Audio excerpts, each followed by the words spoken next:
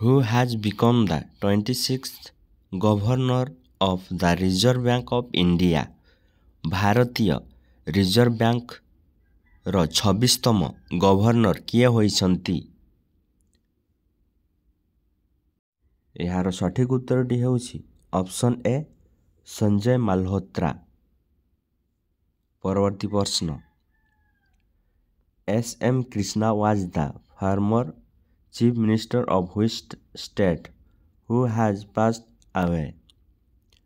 S.M. Krishna କେଉଁ ରାଜ୍ୟର ପୂର୍ବତନ ମୁଖ୍ୟମନ୍ତ୍ରୀ ଥିଲେ ଯାହାର ମୃତ୍ୟୁବରଣ ହୋଇଛି? ଏହାର ସଠିକ ଉତ୍ତରଟି ହେଉଛି ଅପସନ୍ ବି କର୍ଣ୍ଣାଟକ।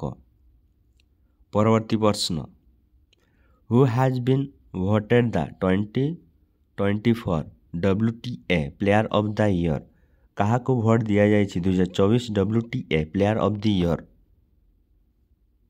ଏହାର ସଠିକ ଉତ୍ତରଟି ହେଉଛି ଅପସନ୍ ସି ଆରିଆନା ସାବାଲେଙ୍କା।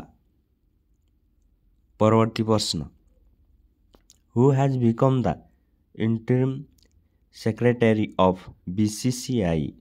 BCCIର ମଧ୍ୟବର୍ତ୍ତୀକାଳୀନ ସଚିବ କିଏ ହୋଇଛନ୍ତି? ଏହାର ସଠିକ ଉତ୍ତରଟି ହେଉଛି ଅପସନ୍ ବି ଦେବଜିତ ସାଇକିଆ। ପରବର୍ତ୍ତୀ ପ୍ରଶ୍ନ, Sunit Mehta has been appointed as the High Commissioner of India in which country? କେଉଁ ଦେଶରେ ଭାରତର ହାଇ କମିଶନର ଭାବେ ସୁନିତ ମେହତାଙ୍କୁ ନିଯୁକ୍ତି ଦିଆଯାଇଛି? ଏହାର ସଠିକ ଉତ୍ତରଟି ହେଉଛି ଅପସନ୍ ସି ଫିଜି। ପରବର୍ତ୍ତୀ ପ୍ରଶ୍ନ, Kalaignar handicraft scheme has been launched in which state? Kalaignar କେଉଁ ରାଜ୍ୟରେ ହସ୍ତଶିଳ୍ପ ଯୋଜନା ଆରମ୍ଭ କରାଯାଇଛି? ଏହାର ସଠିକ ଉତ୍ତରଟି ହେଉଛି ଅପସନ୍ ବି ତାମିଲନାଡୁ। ପରବର୍ତ୍ତୀ ପ୍ରଶ୍ନ, INS ତୁସିଲ has been built by which country which was been inducted into the Indian Navy? INS କେଉଁ ଦେଶ ଦ୍ୱାରା ଭାରତୀୟ ନୌସେନାରେ ଭର୍ତ୍ତି ହୋଇଥିବା ତୁସିଲ ନିର୍ମାଣ କରାଯାଇଛି? ଏହାର ସଠିକ ଉତ୍ତରଟି ହେଉଛି ଅପସନ୍ ସି ରୁଷିଆ।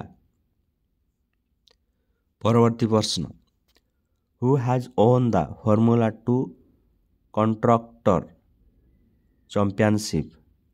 କିଏ ଫର୍ମୁଲା 2 ଜିତିଛି କଣ୍ଟ୍ରକ୍ସନ୍ ଚାମ୍ପିଅନସିପ୍ରେ? ଏହାର ସଠିକ ଉତ୍ତରଟି ହେଉଛି ଅପସନ୍ ବି କୁଶ ମାଇନି। ପରବର୍ତ୍ତୀ ପ୍ରଶ୍ନ,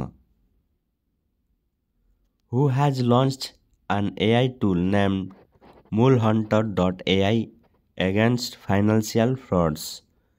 ଆର୍ଥିକ ଠକେଇ ବିରୋଧରେ MuleHunter.ai ନାମକ ଏକ ଅଲ୍ ଟୁଲ୍ କିଏ ଲଞ୍ଚ କରିଛି?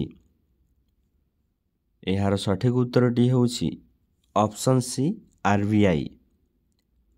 ପରବର୍ତ୍ତୀ ପ୍ରଶ୍ନ, which country's national cricket league has been banned by the ICC? କେଉଁ ଦେଶର ICC ଦ୍ୱାରା ଜାତୀୟ କ୍ରିକେଟ ଲିଗ୍ ନିଷେଧ କରାଯାଇଛି?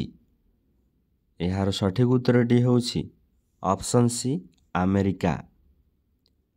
ପରବର୍ତ୍ତୀ ପ୍ରଶ୍ନ, which of the following days is observed as Human Rights Day? ଏହାର ସଠିକ ଉତ୍ତରଟି ହେଉଛି ଅପସନ୍ ସି 10 ଡିସେମ୍ବର। ପରବର୍ତ୍ତୀ ପ୍ରଶ୍ନ, which temple in India has been awarded the UNESCO Asia Pacific Award 2024?